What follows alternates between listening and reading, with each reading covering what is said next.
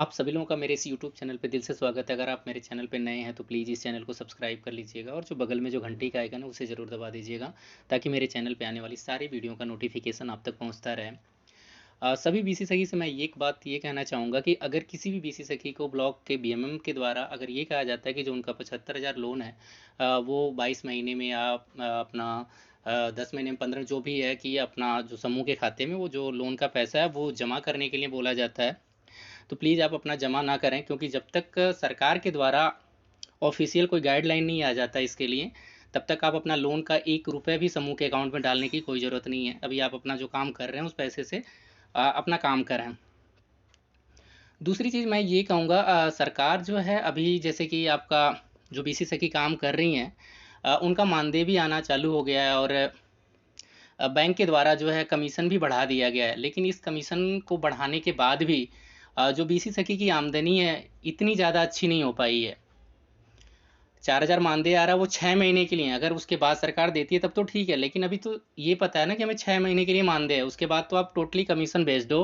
अ, commission जो आपके पास पूँजी है, मान लो 30 से 40,000 के रुपए के बीच में है आपके पास, अगर आप 300 दिन काम करते हो बैंकिंग का, तो भी 1,000 से 1,500 रुपए कमीशन ही कमा पाओगे, इससे ज़्यादा नहीं कमा पाओगे। जो भी बीसी सखी काम कर रही हैं, कमीशन बढ़ने के बाद भी इससे ज़्यादा आपकी आमदनी नहीं हो पाएगी। क्योंकि जो आपके पार्टनर बैंक हैं वो गाँव में आपको पता है कि जितने भी अदर बैंक के कस्टमर होते हैं वो आपके पास अगर पैसा जमा करने के लिए आएँगे, तो ये जो पार्टनर बैंक है, जैसे मान लो फिनो है, फिनो किसी और बैंक का कस्टमर आपके पास आता है पैसा जमा कराने के लिए, तो वो उससे चार्ज लेते हैं। मान लो 13 से 20 रुपए के करीब चार्ज ₹1000 पे पड़ जाता है। तो इतना चार्ज देके आपसे पैसा क्यों कोई जमा कराएगा? और जब तक आप पैसा जमा नहीं करोगे तब तक आपके पास कैश आएगा नहीं, पूँजी बढ़ेगी नहीं और ट्रांज़ैक्शन ज़्यादा से ज़्यादा नहीं कर पाओगे। या तो सरकार को ये चाहिए कि किसी भी बैंक में पैसा जमा करना या निकालना टोटली जो है फ्री कर दे। इन बैंकों को, जो ये पार्टनर बैंक हैं जो अपनी मनमानी करके चार्ज लेते हैं, तो या तो टोटली फ्री कर दे, या जो सरकारी, जैसे सरकार अभी ये योजना बना रही थी कि जो अभी मानदेय है या जो वृद्धा पेंशन है वो बीसी सखी के द्वारा ही मतलब निकलवाया जाए, कैश विड्रॉ कराया जाए। तो आखिर कैसे पॉसिबल है ऐसा? अगर ब्लॉक के द्वारा उनके पास मान लो किसी का मानदेय आ रहा है, किसी का वृद्धा पेंशन आ रहा है, तो वो किसी का अकाउंट, किसी भी बैंक में अकाउंट है जो ब्लॉक के द्वारा उसमें ट्रांसफ़र किया जाएगा। तो कोई ज़रूरी थोड़ी ना है कि वो जो कस्टमर है वो बीसी सखी के पास ही आके पैसा विथड्रॉ करे। सभी गाँव में आस-पास कॉमन सर्विस सेंटर तो चलते रहते हैं, सहज सेवा केंद्र हैं, वहाँ पे जाके भी विथड्रॉ कर सकता है। तो कोई ज़रूरी थोड़ी है कि वो बीसी सखी के पास ही आके अपना पैसा विथड्रॉ करे। और जब तक आप फ्री नहीं करोगे तो पैसा जमा करने के लिए भी कस्टमर आपके पास नहीं आएँगे। या तो फिनो बैंक को प्रमोट करके जो सरकारी जितनी भी योजनाएँ चल रही हैं, वो फिनो के अकाउंट में ही ट्रांसफ़र की जाए, ताकि आपके पास आपका खुद का कस्टमर हो, ताकि आपके पास पैसा जमा भी करे और निकाले भी। और दूसरी चीज़ ये है कि या तो जो ब्लॉक के द्वारा समूह के खाते खोले जाते हैं, वो भी आपको एक ऑप्शन मिले समूह का खाता खोलने के लिए, ताकि आप अपना काम को बढ़ा सकें। क्योंकि समूह में महिलाएँ पैसा भी जमा करती हैं और पैसा जो लोन का पैसा आता है निकालती भी हैं। तो अगर ऐसा होता है कि आने वाले टाइम में जो समूह के खाते अगर बीसी सखी के द्वारा खोले जाते हैं, तो वो इनके लिए बेनिफिट की बात होगी। अगर नहीं ऐसा होता है तो फिर अभी नहीं लग रहा कि किसी भी तरह से वो अपनी कमीशन बढ़ने के बाद भी ये अपनी इनकम बढ़ा पाएँगी। क्योंकि अभी कमीशन बढ़ तो गया है, लेकिन इनके पास पूँजी की कमी है, कस्टमर की कमी है, तो ये 1000 से 1500 से ज़्यादा कमा नहीं पाएँगी।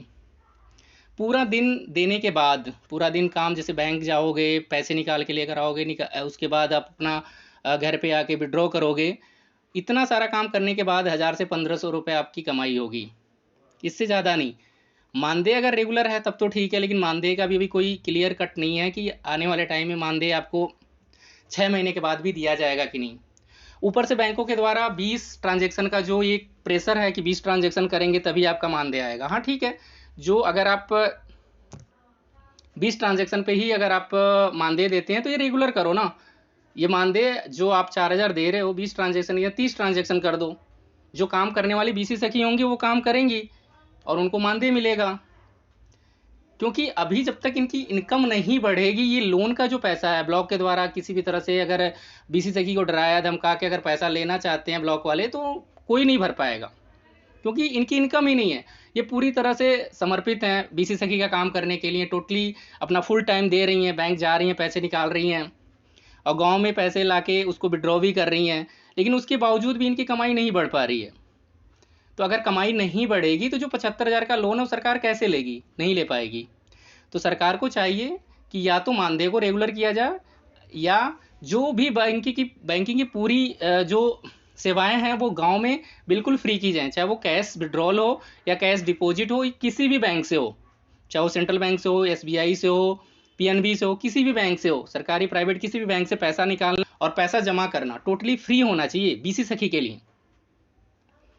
तब तो ये अपनी इनकम बढ़ा पाएंगी। या 6 महीने का जो मानदेय सरकार जैसे दे देती है, तो उसके बाद बैंकों के लिए भी एक टारगेट हो कि बैंक, अगर सरकार नहीं दे सकती मानदेय, तो बैंक खुद अपने तरफ से जो मानदेय की राशि है 2-3 हज़ार, जो बीसी सखी एक्टिव हैं, जो काम कर रही हैं, उनको देना चाहिए, बोनस के कमीशन के रूप में देना चाहिए। बैंकिंग का काम करना कितना रिस्क है, वो जो काम करती हैं बीसी सखी उनको पता है। कैश लेकर आना बैंक से, गाँव में कैश गिन के देना कस्टमर को, और गाँव के लोगों को समझाना कैश कितना बड़ा टफ काम वो करती हैं, और उसके बदले में उनको अगर 1000 से 1500 रुपये पूरे महीने में कमाएंगी, तो ये उनके लिए फेयर नहीं है। तो सरकार को भी इसके लिए सोचना चाहिए, और सोच भी रही है सरकार, ऐसी बात नहीं है।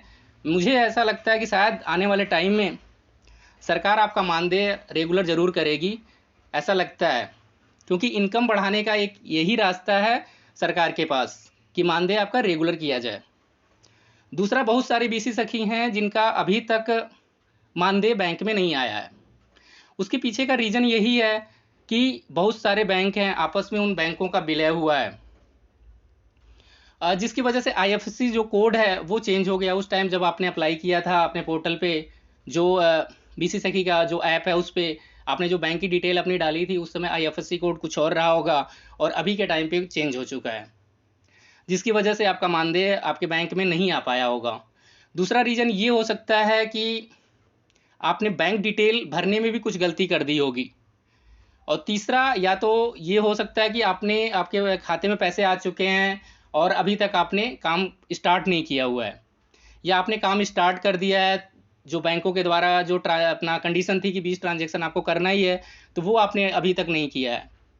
तो कोई ना कोई रीज़न होगा जिसकी वजह से आपका मतलब मानदेय नहीं आया है। इसके लिए अगर कोई भी बीसी सखी हैं, अगर आप काम कर रही हैं और आपने सारे कंडीशन फुलफिल किए हुए हैं, 20 ट्रांजैक्शन भी किया हुआ है, और आप प्रॉपर डेली आप काम भी कर रही हैं, और उसके बावजूद भी आपका बैंक डिटेल भी सही है और फिर भी आपका मानदेय नहीं आया अभी तक, तो अपने ब्लॉक पे, अपने बैंक के ब्रांच पे, और अपना जो ज़िले पे आप जाके वहाँ से संपर्क कर सकते हैं, और इसके बारे में आप अपनी डिटेल में जानकारी ले सकते हैं कि आपका मानदेय क्यों नहीं आया है।